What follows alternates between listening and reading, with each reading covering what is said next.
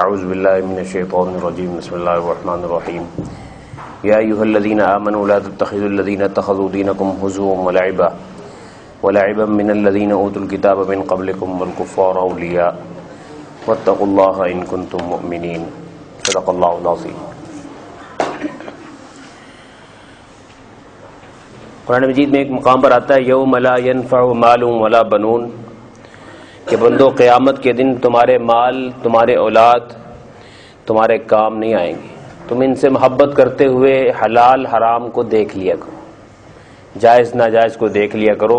انسان مال کے چکر میں کہتا ہے بس ایک دفعہ آ جائے پھر میں عمرہ کر کے اللہ کو منا لوں گا۔ حرام مال سے عمرہ کرنے سے اللہ مزید ناراض ہو جاتا ہے، ہم اس کی پرواہ نہیں کرتے۔ حرام مال اگر آپ مسجد میں لگائیں گے اور مسجد میں قیامت تک نمازیں پڑھی جاتی جائیں گی، آپ کو ایک نیکی بھی نہیں ملے گی۔ تو اللہ سبحانہ و تعالی فرمانے کہ اس دن مال اولاد کام نہیں آئے گا۔ ہاں کام تمہارے کیا آئے گا؟ الا من اتى اللہ بقلب سلیم، اللہ تعالیٰ کے پاس سالم دل لے کے آنا۔ سالم دل کا مطلب کیا ہے؟ جو سالم ہو کہ اس میں جھوٹ نہ ہو، اس میں مکسنگ نہ ہو، دغا نہ ہو، فریب نہ ہو، غیبت چغلی اور اس میں کھوٹ نہ ہو۔ صاف ستھرا دل لے کے آنا، اور صاف ستھرا دل اس چیز سے بھی صاف ہو کہ اس میں اللہ ہی اللہ ہو، غیر اللہ نہ ہو۔ تو اب اس کے لیے کیا کرنا پڑے گا کہ غیر اللہ میں جتنے ہیں ان سے قلبی محبت کے رشتے سے بچو۔ آج کے آیات میں یہ کہا جا رہا ہے کہ جو کافر ہیں، غیر مسلم ہیں، کبھی کسی غیر مسلم کو دل نہ دو، دل کا رشتہ صرف اللہ کے ساتھ رکھو۔ اور فرمایا کہ اگر، اور اس لیے بھی کہ وہ تمہارے دین کو مذاق سمجھتے ہیں، تم ان کے ساتھ دلی رشتہ کیسے رکھ سکتے ہو؟ تمہارا تو دلی تعلق اللہ کے ساتھ ہے۔ تو جس کا مقصد حیات ہو، مسلمان کا ایک مقصد حیات ہے اور غیر مسلم کا مقصد حیات کچھ بھی نہیں، کھانا پینا اور مر جانا، تو بے مقصد اور با مقصد کیسے اکٹھے ہو سکتے؟ اس لیے اپنا نظریہ دیکھو اور اس میں اس کے مطابق اپنی لائف سٹائل کو اور دوستوں کا انتخاب کرو، اور اللہ سے ڈرو۔ اگر تم مومن ہو کہیں متاثر نہ ہو جانا۔ کافروں کے بارے میں کہا گیا وہ دین کا مذاق اڑاتے ہیں، اور واقعتاً ان کے ہاں یہود نے، یعنی انہیں اتنا غصہ آیا رسول اللہ صلی اللہ علیہ وسلم کی رسالت پر کہ انہوں نے اللہ سبحانہ و تعالیٰ پر اپنا غصہ نکالا۔ آج بھی آج کے دور کے کافروں کی بات کر رہے ہیں، ایسی شرٹیں بناتے ہیں جس میں کی بیک پہ نا نیچے آیت الکرسی لکھ دیتے ہیں۔ یہ واقعات ہوئے ہیں جی، جوتے کے نیچے اللہ لکھا ہوا ہے جی، پرنٹ پہ ایسی چیزیں بنا دی جو اسلام کے شاعر اللہ کا مذاق اڑا جا رہا ہے۔ کس لیے؟ کسی طریقے سے مسلمان کی حوصلہ شکنی ہو۔ اچھا جانتے ہیں کہ اللہ ہمارا رب ہے، لیکن غصے میں کہتے ہیں ہوتا رہے، اس نے کون سا ہمارا خیال رکھا؟ بھائی ایسے لوگوں کے ساتھ دلی تعلق کا رشتہ نہ بنانا۔ ہاں ان کے ساتھ تعلق بنانا ہو تو آپ ان کو دین کی طرف لانے کے لیے دعوت کا تعلق بناؤ، دعوت کا تعلق بناؤ کہ میں نے اس لیے اس سے دوستی رکھی ہے کہ میں نے اس کو دین میں لانا ہے، میں نے اس کو اسلام میں لانا ہے۔ تو دعوت والا تعلق رکھ سکتے ہیں، دین کی دعوت دینے کا، اخلاقیات کا تعلق اس اعتبار سے رکھیں، لیکن یہ ہے نا کہ نہیں امپریس ہو جانا، متاثر ہو جانا کہ یار اصل زندگی تو اسی کے پاس، یہ اللہ کو پسند نہیں۔ جی یا ایھا الذین آمنوا، اے ایمان والو، لا تتخذوا الذین اتخذوا دینکم ہزوا ولعبا، ان لوگوں کو اپنا دوست نہ بناؤ جنہوں نے تمہارے دین کو ہنسی اور کھیل بنا رکھا ہے۔ من الذین اوتوا الکتاب من قبلکم، ان لوگوں میں سے بھی جن کو تم سے پہلے کتاب دی گئی، یہود و نصارہ، والکفار، دیگر کافر بھی، اولیاء، ولی، عربی زبان میں ولی دلی دوست کو کہتے ہیں۔ ہاں ان کے ساتھ معاملہ کر سکتے ہو، ان کے ساتھ اخلاق کا تعلق رکھ سکتے ہو دینی سمجھانے کے لیے، لیکن دلی دوستی رازدان ان کو نہ بناؤ۔ واتقوا اللہ، اللہ سے ڈرو، ان کنتم مؤمنین، اگر تم مومن ہو، ایمان والے ہو۔ وَإِذَا نَادَيْتُمْ إِلَى الصَّلَاةِ اتَّخَذُوهَا هُزُوًا وَلَعِبًا، اور جب تم نماز کے لیے پکارتے ہو تو وہ لوگ اس کے ساتھ ہنسی اور کھیل کرتے ہیں۔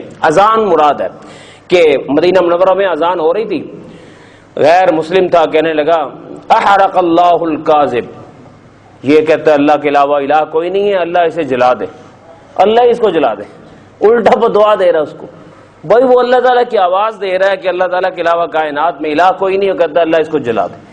اللہ تعالیٰ کو اتنا غصہ آیا کہ وہ کچھ دنوں میں وہ اپنے گھر گیا، رات کو سو رہا تھا، کہ وہ جو دیا جلتا تھا اس دور میں، وہ دیے کی بتی گری رضائی کے اوپر اور رضائی سے آگ لگی اور پورا گھر بچوں سمیت جل گیا سارا۔ جی اذان کا مذاق اڑاتے ہیں کہ یہ جھوٹ ہے، اللہ کے علاوہ کوئی نہیں ہے، اس کو جھوٹ کہتے ہیں۔ تو کافروں کے ہاں معمول تھا کہ وہ اذان کا مذاق اڑاتے تھے۔ البتہ بعض لوگوں کو اللہ نے ہدایت بھی دی۔ مکہ مکرمہ میں رسول اللہ صلی اللہ علیہ وسلم تھے فتح مکہ کے بعد، تو آپ پہاڑی علاقے میں تھے، میدان وہیں شہر سے ہٹ کے، تو وہاں اذان آپ نے کہلوائی حضرت بلال سے۔ تو کچھ بچے تھے غیر مسلموں کے نا، تو وہ انہوں نے مذاق اڑانا شروع کر دیا اور اذان کی نقل اتار رہے تھے۔ تو جیسے جیسے کلمات تھے، لیکن جب آیا نا اشہد ان لا الہ الا اللہ، تو یہ ان کے عقیدے کے خلاف تھا، تو اس نے آواز آہستہ کر دی بچے نے کہ کوئی اور میرا چاچا ماما دیکھ کے مجھے پکڑ لے گا۔ تو آپ علیہ السلام کو پتہ چلا، فرمایا کہ یہ جو بچے نقل اتار رہے ہیں ان کو پکڑ کے لاؤ۔ وہ سارے بھاگ گئے، ایک پکڑا گیا، اس کو قریب لایا۔ کیا نام ہے آپ کا؟ ابو محذورہ نام ہے۔ اچھا کیا کہہ رہے تھے آپ؟ مجھے کچھ بھی نہیں کہہ رہے تھے۔ نہیں ابھی آپ کیا پڑھ رہے تھے؟ نقل اتار رہے تھے۔ کس چیز کی نقل اتار رہے تھے؟ وہ جو اذان ہو رہی تھی۔ تو دوبارہ سناؤ۔ تو اذان پڑھی، تو جب اشہد لا الہ الا اللہ ہے نا، تو پھر آہستہ آواز ہو گئی۔ لیکن جب پہلے پہ زور لگاتے تو دوسرے پہ زور کیوں نہیں لگ رہا تمہارا؟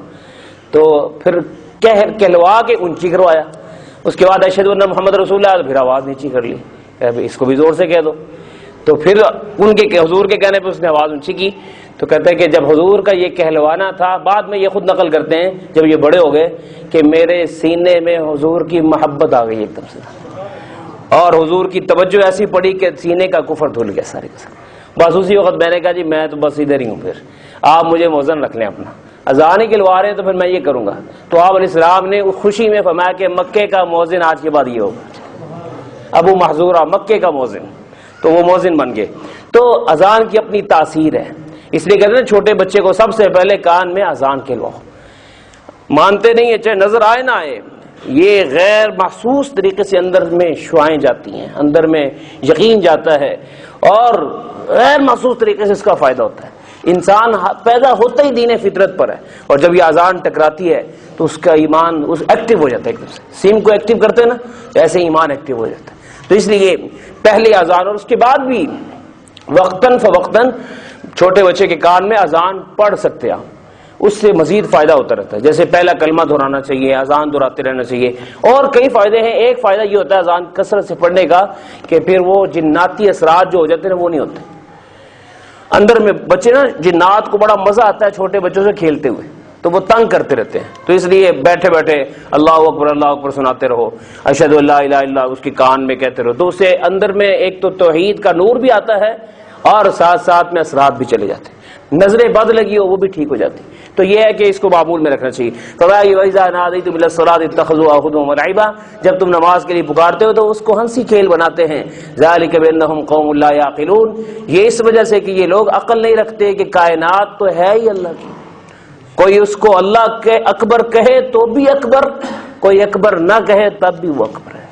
کائنات میں مشرق ہو مغرب ہو، اس لیے تو اللہ اکبر کہا 4 دفعہ، اللہ اکبر۔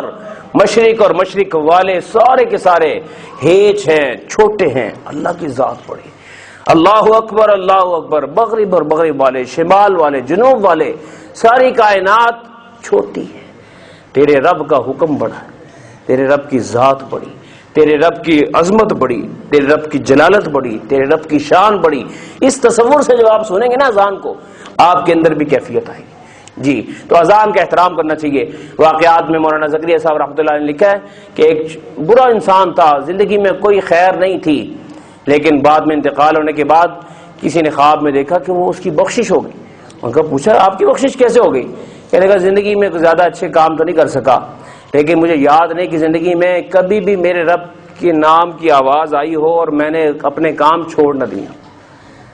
اذان سننے کے لیے میں کہتا میرے اللہ کا نام لیے جا، تو احترام کرتا تھا۔ تو اذان کے احترام میں پھر اللہ تعالیٰ نے آخر زندگی میں اس کو چینج کر دیا اور ایمان پر خاتمہ کر دیا۔ جی اذان کا احترام کرنا چاہیے، اس حد تک بھی ہو سکے احترام کرنا چاہیے، اپنی دائیں بائیں باتیں چھوڑنی چاہیے، تاکہ میرے اللہ کا نام بلند کیا جا رہا ہے اور میرے لیے کیا جا رہا ہے۔ اور مؤذن کا احترام کرنا چاہیے، مؤذن کو عزت دینی چاہیے۔ حدیث میں آتا ہے کہ مؤذن قیامت کے روز اطول اعناقا، اللہ ان کا قد لمبا کر دے گا۔ تاکہ پوری دنیا دیکھے کہ رب کے نام کو پکارنے والے کی قد بھی کی عظمت بھی کتنی بڑی ہے کہ سینکڑوں ہزاروں میں وہ علیحدہ منفرد نظر آ رہا ہوگا۔ تو اس لیے اللہ توفیق دے، محلے کی مسجد میں دائیں بائیں کبھی کبھی بندے کو اذان دینی چاہیے، لیکن اذان سیکھ کر دینی چاہیے۔ اذان کا لہجہ وہی ہے جو عرب کا، ہم اس کو عجمی لہجے میں جو ہیکے لگا کے پڑھتے ہیں نا وہ ٹھیک نہیں ہے، ٹھیک ہے؟ جو رسول اللہ صلی اللہ علیہ وسلم کا لہجہ ہے عربی لہجہ، اس میں مشق کرنی چاہیے، اس کی بڑی برکات ہے۔ تو خیر میں بتا رہا تھا اسی طریقے سے اذان گھروں میں بعض دفعہ گھروں میں اثرات لگتے ہیں کہ بندہ بیٹھا ہوتا ہے، سیڑھیوں میں چلنے کی آواز آ رہی ہوتی، اوپر بزا اوقات کوئی دستک ہو رہی ہوتی، تو اس صورت میں کثرت کے ساتھ اذان پڑھنے سے علماء نے لکھا ہے کہ اللہ سبحانہ و تعالیٰ اس سے بھی نجات دے دیتے ہیں اور جو اثرات اس کو دور کر دیتے ہیں۔ تو اس لیے ویسے بھی حدیث میں آتا ہے کہ اپنے گھروں کو نور بخشنا ہو تو سنتوں اور نفلوں کو گھر میں پڑھا کرو۔ عشاء کی نماز کے لیے گھر گئے، فرض مسجد میں پڑھے، سنت نفل گھر میں آ کے پڑھ لو، اس سے بھی گھر میں برکات آتی ہے۔ اسی طریقے سے گھر میں تلاوت کا اہتمام کیا جائے، بچوں کو خود جنہیں قرآن آتا ہے نا اپنے بچوں کو خود قرآن پڑھائیں، سنیں تھوڑا۔ اس سے حدیث میں آتا ہے کہ آسمان جیسے ہم ستاروں کو دیکھتے ہیں نا تو کائنات فرشتوں کو اللہ تعالیٰ زمین دکھاتے ہیں اور اس میں کچھ گھر چمکتے دکھاتے ہیں۔ فرشتے پوچھتے ہیں کہ یا اللہ یہ چمک کیسی، زمین پر ستارے تو ہیں نہیں؟ فرمایا کہ یہ دینی ستارے، یہ وہ گھر ہیں جس میں میرا نام بلند کیا جا رہا ہے۔ جی تو اس لیے گھروں میں اللہ کے نام کو بلند کرنا چاہیے۔ اللہ ہمیں توفیق عطا فرمائے۔ وآخر دعوانا الحمدللہ رب العالمین۔